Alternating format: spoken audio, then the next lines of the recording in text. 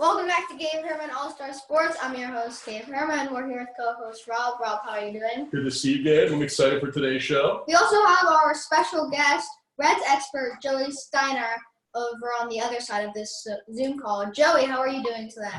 I'm doing great, Gabe. Thanks for having me. All right, let's just jump right into this. So if it's okay, we're going to ask you a couple of questions. Yeah. So the first question is, who is your favorite player signed by the Reds this offseason? Ooh, my favorite player signed by the Reds this offseason.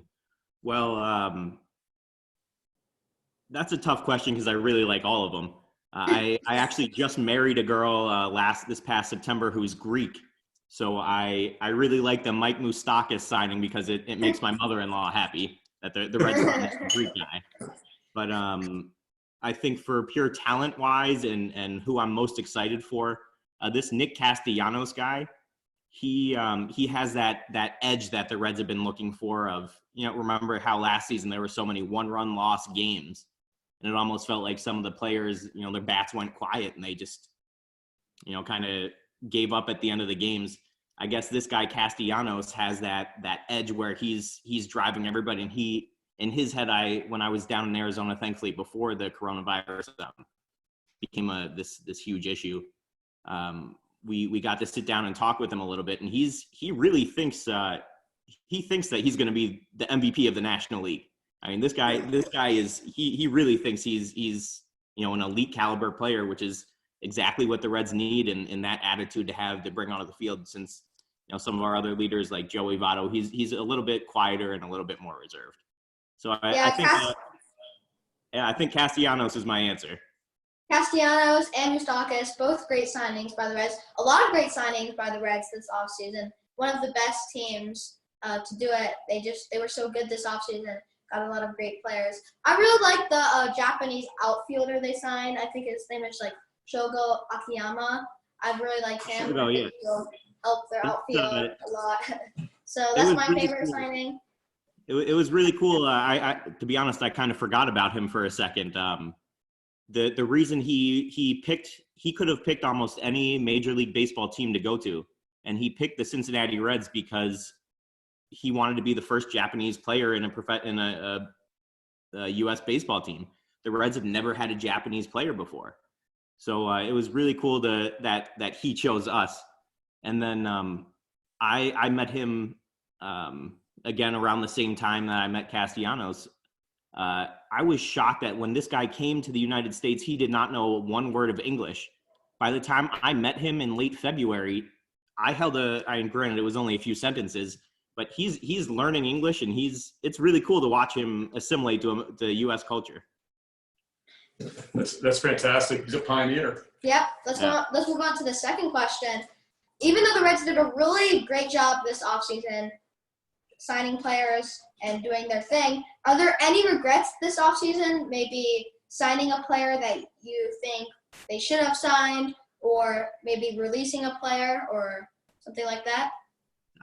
It's always hard to tell in the offseason which moves are smart moves and which moves don't pan out. You never really know until the next season actually comes and happens. Remember last season when we traded for Yasiel Puig and Alex Wood and Matt Kemp. At the time, it seemed like Yasiel Puig and Matt Kemp were going to be the two, the huge cogs of that trade. And in reality, it was Kyle Farmer, the add-on, the utility guy that turned out to be the most valuable thing we've gotten from that trade. So in that sense, I don't think there's anything they didn't do this offseason that I hoped they would do. I think bringing in the 5 free agents we did really filled some huge holes. And I think the Reds behind the scenes and how they're coaching, it's really evolving and coming a long way. So I'd say the Reds far exceeded all expectations I had for this offseason. Yeah, the Reds did a really great job this offseason. I didn't expect them to go into that direction, but they did. I really think it turned out really well for them. Yeah, they really did more than people thought, right? So I'm excited as well. All right, let's move on to the third question. How many more years will Joey Votto be a Red? I know he has, I think, 4 years left on his contract, but he said if he's not happy anymore, he'll retire before his contract is up. So we all want to know, how many more years is Joey Votto going to be a Red? I can only guess, and I don't know what he and his agents are planning on, but just from knowing Joey, I think he would love to end his career with the Reds.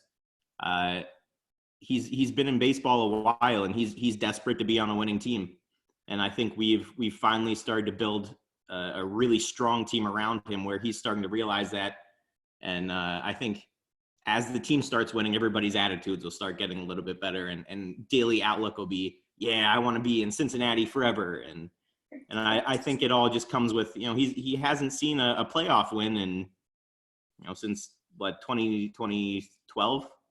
So it's been a while. Joey Votto would be certainly happy if the Reds would start winning, He sure would. playoff contender possibly. He deserves a World Series ring, I think. Yes, he does. So the next question is, how has quarantine affected the Reds players? Do they have gyms at home? Do they come to the facilities? Stuff like that. So every player is different, and every player is doing different things. Some guys are at their homes. Some guys are at whatever training complexes they are allowed to have access to. A lot of gyms now are permanently closed, or they can't have crowds. So a lot of guys have started making their own makeshift gyms in their own homes. I don't know if you have Instagram, but Michael Lorenzen is one who he's called his gym the Zen Den, and he posts different workouts of himself doing crazy things that I'm incapable of doing. But it's kind of cool to watch the kind of just strange workouts they do on a daily basis, and it's just, at the end of the day, these players are just regular guys trying to figure out this madness that we are too. Yeah, how much percentage of players have a gym and on the Reds? Like the 20%? Do a lot of players have a gym in their home, or is it more like 5% and not many? I would say around 75% have a gym in their home or apartment complex, and those who do not have direct access to a gym or a trainer, the Reds have made accommodations. So okay, we'll make sure it's just one-on-one. You'll have access to this gym, and everybody's staying up with their conditioning. And it's actually the quarantine is gonna benefit some players who were injured to start the season. Eugenio Suarez tore something in his shoulder in a swimming pool accident during the off season, and so he's got an incredible work ethic. So he was going to most likely be back for opening day, but he probably wasn't going to be 100%. Now, whenever the season starts, he's going to be 100%, and he's fully recovered and ready to go. That's great to hear. I was very interested with this question. I just wanted to see how are players affected by quarantine? Do they have gyms at home? Do they go to the Reds facilities, work out one-on-one? So thank you for answering our questions there. And so our next question is going to be, from what you have heard, when's the next baseball season going to start? I'm hearing a lot of different things right now. Some people are saying like bubble cities where there's only like a couple cities where the players would play and they would only travel to the stadium and back to the hotel. So from what you have heard, when's the next baseball season going to most likely start up? So really what I've heard is the same as everybody else of just through local media sources. My honest opinion, realistically, I don't think we're going to have any public sporting events where fans can go to watch the game in person until a vaccine is not only invented but widely distributed. So realistically, it's probably going to be a stretch for baseball games to happen in person with fans. With that being said, this past week that the third formal proposal of trying to get any semblance of a baseball game playing without fans was just leaked to the public of realigning into 3 geographical divisions. This problem has a ton of flaws and is an imperfect plan, but so far it makes the most sense. It's still really I think they started, or they said something like training would start in June with games starting around the All-Star break in July. realistically, I think that's a long shot.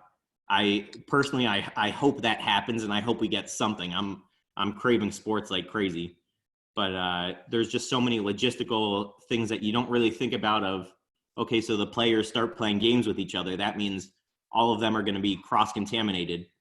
Okay, but then they have to go home to their families. So that means their families have to be quarantined. And it's just, there's a whole lot of tough issues, all the game day staff that have to go in, all the security. There's just, there's thousands of employees that you don't really think about that go into the game day aspect. And just to put the game on, the scoreboard operators, there's like 30 people up there in the scoreboard.